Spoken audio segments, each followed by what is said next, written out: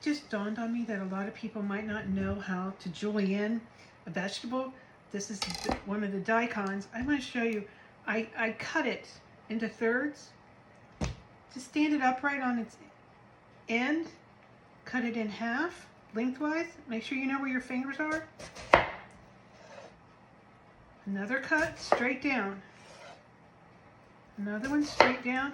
And then you have flat. Lay the flat down. If you're good with your knife, you can, leave two together and just cut right down through them. And my knife is just resting on my fingers. There we go.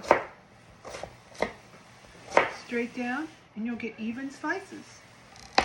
So one of the things for the kimchi we need is a lot of garlic. And I do not feel like just peeling all this garlic or doing some of the other hacks people will show you. The easiest thing to do is to pour boiling water on garlic and let it sit for a minute. And the skins will just slide right off, okay? Let that sit there. So I also need all this ginger here chopped up. And I hate to peel ginger. This is organic ginger, so I don't really peel it. I mean, it's a pain. So all I do is I leave the skin on. I scrubbed it with a brush. It's organic. And I'm going to chop it up in my little Cuisinart food chopper, along with a little bit of onion, because we're going to make a paste for the kimchi. And part of the ingredients in the paste is this ginger and onions and a little bit of garlic. But the other garlic I'm going to quarter and leave inside the kimchi. So this is just some white onions and ginger. Let me show you everything that I chopped up. I've been very busy chopping all my vegetables up for my kimchi. Let me put this ginger in here. And I'm just going to chop it up. Now I'm going to make the porridge. That is the sauce for the kimchi. I've got 6 cups of cold water. It has to be cold water in this pot. And I'm going to add 6 rounded tablespoons of, this is glutinous rice flour. You can't use like wheat flour. You have to have rice flour, and this is glutinous rice flour. I like it better. It's a little bit stickier. And glutinous does not mean it has wheat gluten in it. It's just a name of a starchier type of rice that's ground up to make flour. So it's glutinous rice flour. So I'm adding 6 tablespoons. I think that was 3. I just did 3, 4, 5, 6. And that is, and my cabbage was 12 pounds of cabbage. I do weigh it. So that was 12 pounds of cabbage, and then all my veggies here are about another 6 pounds of vegetables. Was that 6? Yeah. And then you want to stir your starch in your cold water. Never put it in hot water. It'll make big lumps. Stir this around, and then you're going to boil it. I'm going to boil it for about 5 minutes, and it'll become clear, like if you're making pudding or something like that. Now this is the rice flour, glutinous rice flour porridge I was telling you about. I cooked that, I don't know, 5 to 6 minutes until it got thick. I mean, it can take up to 10 minutes. It just depends on the flour. But I need it to cool down now. But I also have to add sugar to it. So I'm going to put about half a cup of sugar with this. And you want this to be really thick because it's going to stick to your cabbage. So it's like a glue. So you need this glue. I'll mix that around. And to that, I'm going to add fish sauce. Fish sauce is delicious. On its own, it's not terribly delicious, but it has umami, and umami is a salty, savory sense that we have on our taste buds. So you can't make this without fish sauce. This is from an Asian shop. You can also get Thai Kitchen brand of fish sauce as well at a grocery store. That one came from Kroger.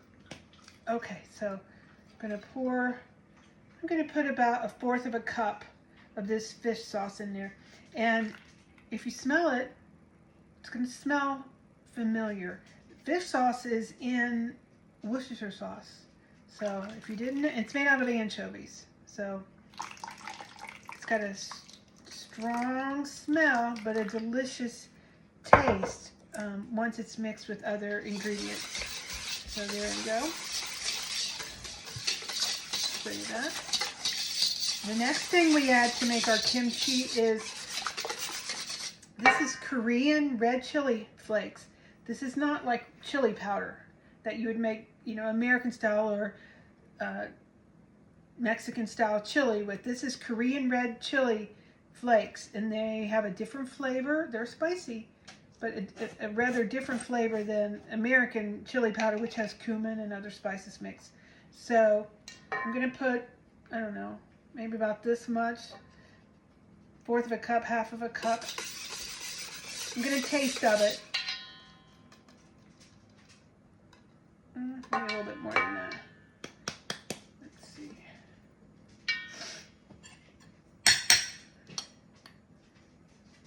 It actually has a really good smell.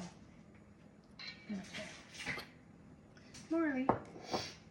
Okay. Stir that around. And don't ever mix this chili flakes while you're boiling that, because the scent will like, it's really strong and it'll get in your eyes and in your nose, and you do not want to do that. So, and this has to cool down before you add your vegetables and your other ingredients to it, but we're getting close to the end. And the cabbage has been sitting over there with the salt on it, and I've, you know, kind of flipped it over a couple times, and it has decreased a lot. It's probably almost half the volume that it was earlier. Let me taste that. That is so good, but it needs more. It should taste spicy right now, but not, once it's mixed with everything else, it won't be too overpowering. Okay, now let me show you what the cabbage looks like. And then you have to really rinse the cabbage in cold water. And what I do is I've cleaned my sink with bleach and rinsed it really, really well. So I'm going to rinse my cabbage off and then dunk it into the cold water and then drain it back out before I mix everything together, okay? So I'm filling up my sink with cold water. But this is what, I'm going to pull this over. This is what the cabbage looks like. It's got lots of water directly on top of it. And that's the water that's been pulled out of the cabbage itself. And that's what you want to see. And see how flexible it is now? It's softer. And this sink was full, not full, but it had a lot of water drained out of this cabbage. And hopefully you can still see it. It's just, and by volume, it's greatly decreased. So now I'm just going to put all this cabbage into my sink and wash it really well to get that salt off. Okay? So I'm still washing this cabbage. Let me show you how I do it. If I can get in here. Like scrub it and move it around and really wash this off, because it's going to be too salty if not. If you need to taste of it, like taste of your cabbage, and it should taste lightly salty, but not super salty, because the other things that we're using, the fish sauce, etc., has a lot of salt in it. So you don't want to over salt this, but just wash it really good and then put it back into your colander or sieve. Again, mine is a freezer basket.